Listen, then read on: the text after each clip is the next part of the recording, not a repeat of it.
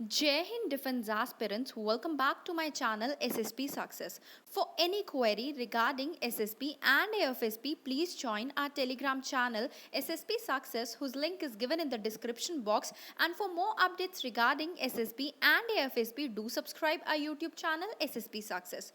So today we are going to cover an important topic which is in news, and that is demand for restoring the old pension scheme, and it is very important for your SSB and AFSB point of view in terms of lecturate as well as GD.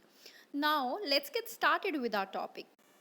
C why it is in news. Basically काफ़ी सारी states जो है वो demand कर रही हैं कि restore किया जाए किस चीज़ को, ओल्ड पेंशन स्कीम को, और रोल बैक किया जाए नेशनल पेंशन सिस्टम को. राजस्थान ने ये कहा है कि वो लोग ओल्ड पेंशन स्कीम को लाएंगे अपनी स्टेट में फ्रॉम नेक्स्ट फाइनेंशियल ईयर, और छत्तीसगढ़ भी जो है उसको फॉलो करने में लगी है. गवर्नमेंट ऑफ केरला, आंध्र प्रदेश, असम ने भी फॉर्म की है committee regarding the old pension scheme. क्या है नेशनल पेंशन सिस्टम, उसकी बात कर लेते हैं. देखो, सेंट्रल गवर्नमेंट ने इंट्रोड्यूस की थी national pension system with effect from January 2004 except for the arm forces. 2018 से 19 के बीच में स्ट्रीमलाइन किया गया नेशनल पेंशन सिस्टम को और उसको और ज़्यादा अट्रैक्टिव बनाया गया. यूनियन कैबिनेट ने कुछ चेंजेस लाए इस स्कीम में so that central government employees को जो है नेशनल पेंशन सिस्टम के अंडर कवर किया जाए. जो नेशनल पेंशन सिस्टम है उसको लॉन्च किया गया था एक तरीका के गवर्नमेंट के द्वारा सो दैट जो पेंशन लाइबिलिटीज़ है उनसे पीछा छुड़ाया जा सके. जो न्यूज़ रिपोर्ट है उनके अकॉर्डिंग जो रिसर्च की गई थी from the early 2000s, India का जो पेंशन डेप्थ है वो अनकंट्रोलेबल लेवल पे पहुंचता जा रहा है.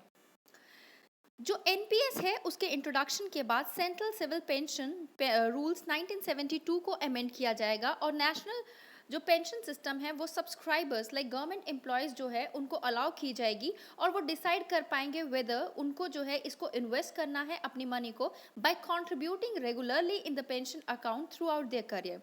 और रिटायरमेंट के बाद वो जो है विड्रॉ कर लेंगे a part of their pension amount lump sum amount में, और उसको जो है जो भी उनको जो है एन्यूनिटी बाय करनी है उसको वो जो बाय कर सकते हैं for a regular income. Now let's talk about the national pension system implementation. देखो, इसको जो है इम्प्लीमेंट किया जाएगा और रेगुलेट किया जाएगा pension fund regulatory and development authority के द्वारा in country. National pension system trust को इस्टेब्लिश किया गया था by pension fund regulatory and development authority, जिसको रजिस्टर किया गया है owner of all assets under national pension system.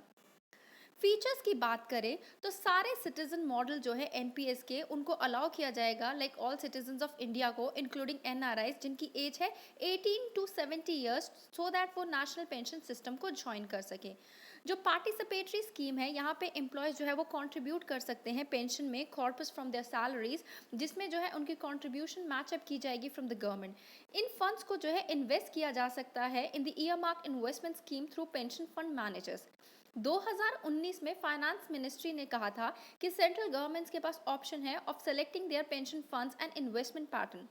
Retirement के टाइम पे वो 60% अपने कॉर्पस का विड्रॉ कर सकते हैं जो कि टैक्स फ्री होगा, और 40% को जो है वो एन्युइटी के फॉर्म में इन्वेस्ट करेंगे जो कि टैक्सड होगा. इवन प्राइवेट इंडिविजुअल्स जो है वो भी इस स्कीम को ऑप्ट कर सकते हैं. क्या है ओल्ड पेंशन स्कीम और डिफाइंड पेंशन बेनिफिट स्कीम, उसकी बात कर लेते हैं. जो ओल्ड पेंशन स्कीम है वो एश्योर करती है life long income post retirement के बाद. उसके बाद यूजुअली जो एश्योर अमाउंट है वो क्या होता है, देखो जो भी सैलरी होती है ना वर्कर की उसका 50% जो है वो पेंशन के फॉर्म में लग जाता है. गवर्नमेंट जो है वो एक्सपेंडिचर को बेयर करती है पेंशन के, और ये स्कीम को डिसकंटिन्यू किया गया था 2004 में. क्या है इससे लगे हुए इश्यूज. इकोनॉमिस्ट कहते हैं कि ये इशू काफ़ी सिंपल है. लॉन्गर लाइफ स्पैन मीन्स ज़्यादा पेंशन पे आउट. जैसे फॉर इंस्टेंस एम्प्लॉय रिटायर हो रहा है 7 साल की उम्र में लेकिन वो जी रहा है 80 ईयर्स तक, सो मीन्स 20 ईयर्स तक government will be paying their pension. तो कितना ज़्यादा अमाउंट जो है वो देना पड़ेगा. मोर ओवर अगर डेथ हो पेंशनर्स की तो उसके स्पाउसेस जो होते हैं उनको जो है कुछ पोर्शन ऑफ द पेंशन जो है मिलता था as per the old pension system. इसकी वजह से काफ़ी ज़्यादा पेंशन बर्डन जो है वो आ जाता है यूनियन एंड स्टेट गवर्नमेंट पे. क्या है इशू नेशनल पेंशन सिस्टम के साथ.